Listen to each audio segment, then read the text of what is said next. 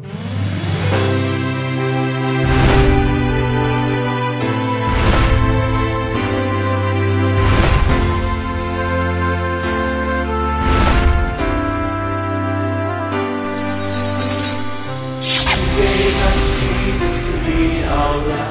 nga kaya na ang mga kabataan ang pag-asa ng ating bayan?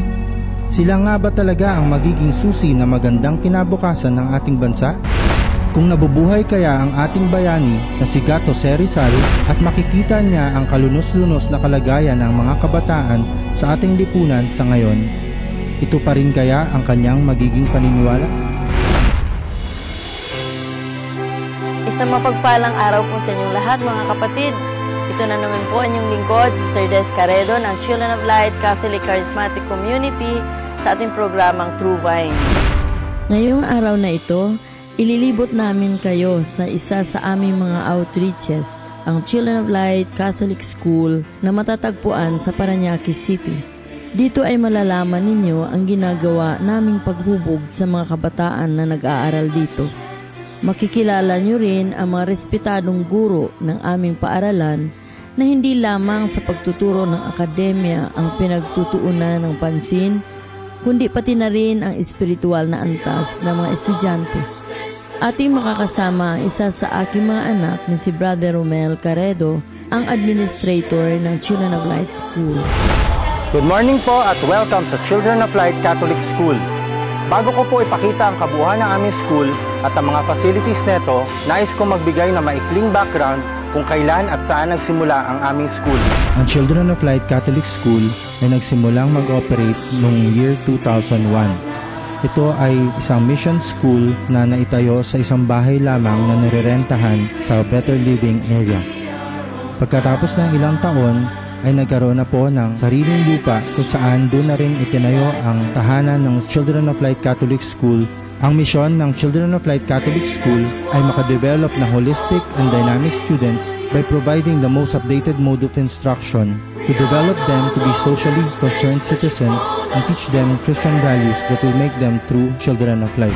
Ang vision po ng Children of Light Catholic School in the next 5 years is to develop students who are academically competent, socially aware of the current issues of our society, and a faithful and practicing Christian who will stand on what God wills is right.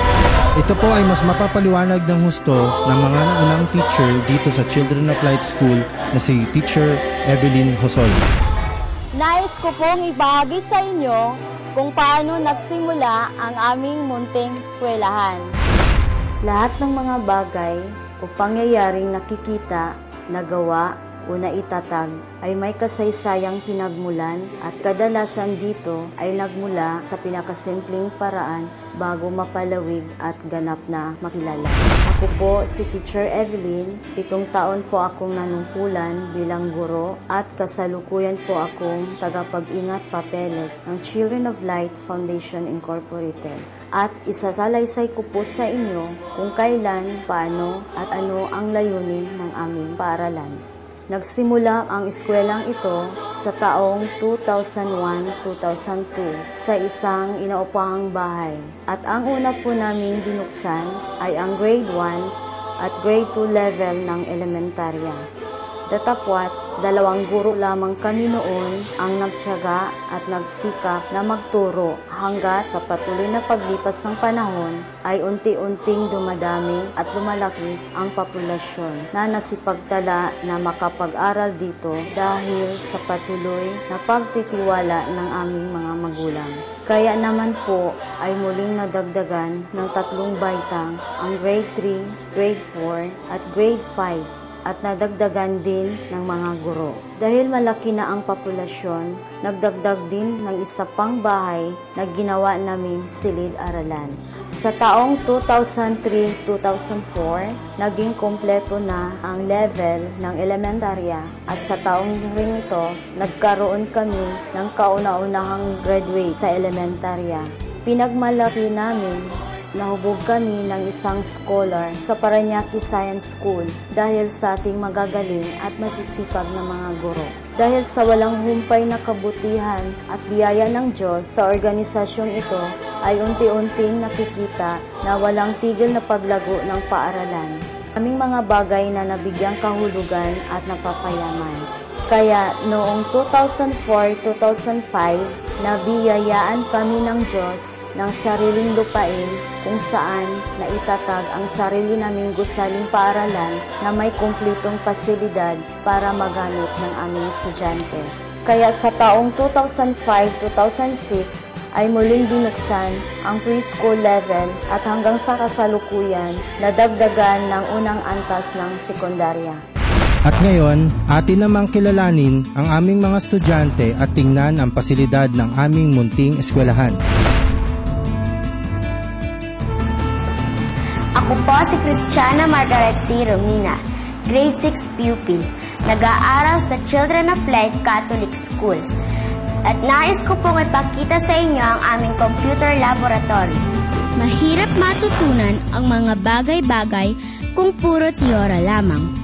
Kaya dito po sa silid na ito, ginagawa ang aktwal na paggamit ng computer programs katulad ng Microsoft Word, Excel, PowerPoint at Internet. Ako po si Jana Bonggaling at nandito po tayo ngayon sa aming silid aklatan. Dito po kami tumitigil kapag kami nag-aaral na o kaya ay pauwi na. Upang mapayaman ang aming kaalaman sa iba't ibang asignatura, dito sa silid na ito ay tahimik kami nagsasiliksik ng mga bagay-bagay na may kinalaman sa aming aralin, lalo na sa science at hekasy. Ang pagmamahal sa pagbabasa ay alam naming napakahalaga upang mapaunlad ang taglay naming kaalaman. Ako po si Sheila Faye Balogo.